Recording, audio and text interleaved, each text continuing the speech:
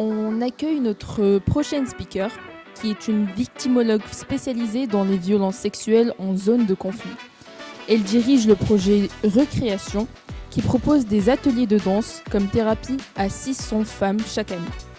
Veuillez faire un tonnerre d'applaudissements pour Héloïse Onumba Bessonnet.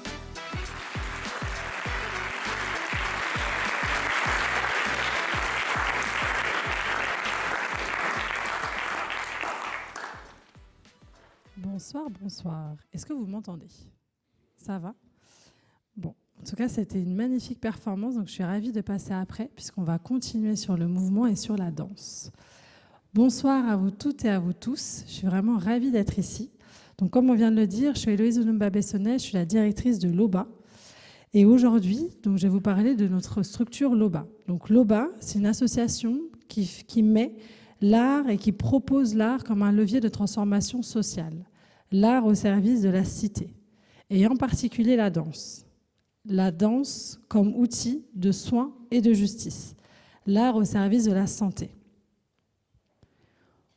Aujourd'hui, je ne viens pas vous parler de performance, ni de technique, ni de spectacle.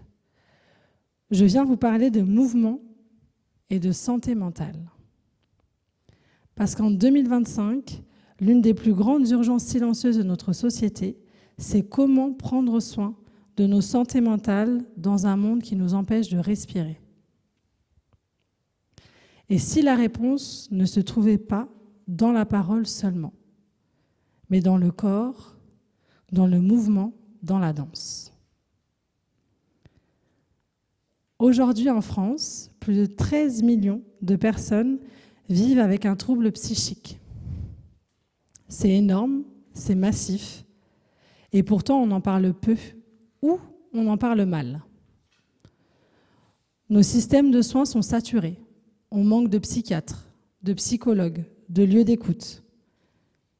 Les approches dominantes restent très médicales, très centrées sur l'individu, parfois culpabilisantes.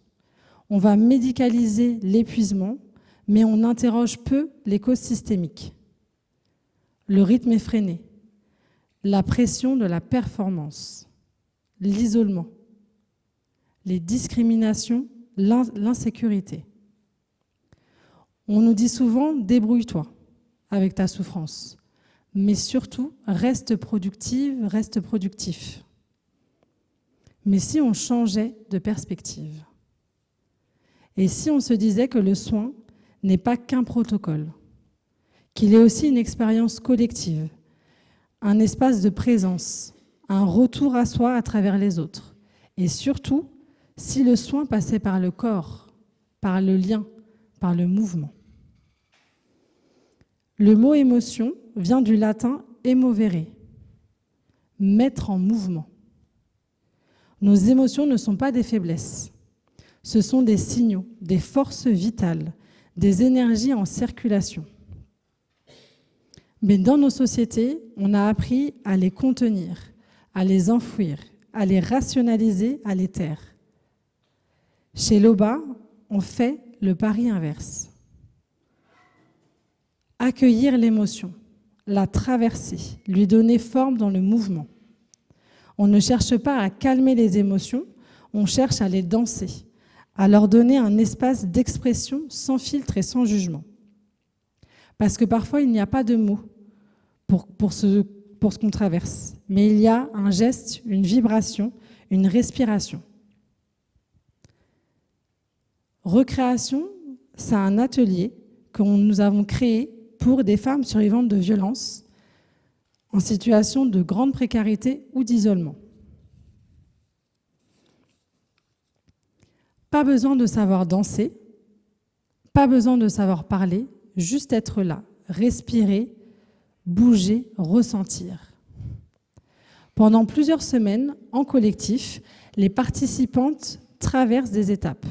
Retrouver la sécurité corporelle, revenir à la légèreté, au souffle, à la lenteur, se défaire de l'injonction de bien faire, danser pour pleurer, pour crier, pour se reconnecter. Ce n'est pas une danse de spectacle, c'est une danse de réparation. Cette semaine encore, j'ai animé 3 ateliers avec des femmes. Et à chaque fois, c'est la même magie. Elles arrivent en silence, souvent sur la réserve. On s'installe en cercle, on se regarde, et puis vient le moment de la danse. Petit à petit, quelque chose s'ouvre. Elles se lèvent, elles osent.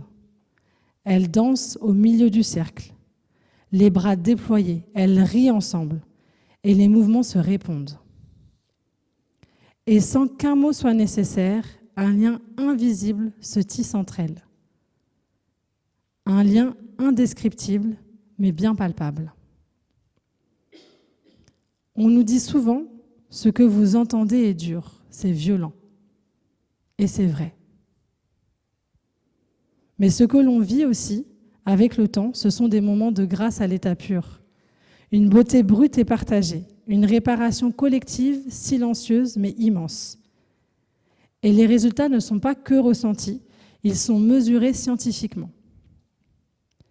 Pendant 3 ans, de 2021 à 2024, une recherche universitaire a été menée par une doctorante en psychologie clinique afin d'analyser l'impact des ateliers recréation.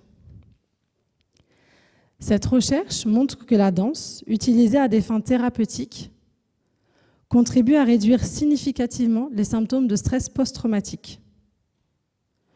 Contribue également à restaurer l'image de soi et la perception corporelle, à renforcer le sentiment de compétence et d'agir, à créer des espaces de connexion, de solidarité, de régulation et d'estime. Là où les mots manquent, le corps parle et il guérit. Et cette approche ne se limite pas à notre expérience. De plus en plus d'études montrent que la danse-thérapie peut être une technique utile pour améliorer à la fois des symptômes psychologiques et physiologiques liés au traumatisme, comme l'évitement, l'hypervigilance ou encore les phénomènes dissociatifs. En d'autres termes, là où les traumatismes déconnectent, la danse, le mouvement reconnectent. Les chercheuses et les chercheurs appellent désormais à renforcer ces données avec des recherches supplémentaires, des recherches à la fois qualitatives et quantitatives. Mais ce que nous observons chaque semaine sur le terrain, ce sont des résultats concrets et sensibles, et surtout qui remettent le mouvement et les femmes au cœur de notre système.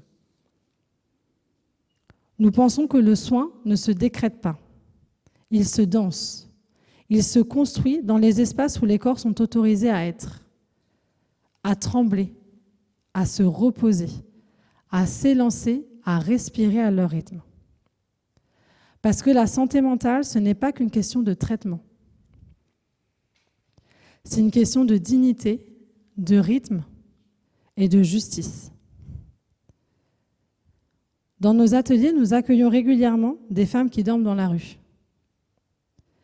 Des femmes qui, chaque jour, chaque soir, doivent cacher leur corps, se rétrécir, s'immobiliser pour échapper au regard, au danger, à la violence. Et puis, pendant 2 heures, tout change. Elles reprennent place dans leur chair. Elles s'étirent, elles respirent, elles dansent.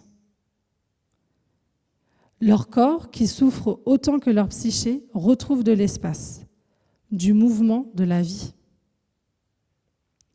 Et ce simple acte, bouger librement, quelque chose se répare, se recrée.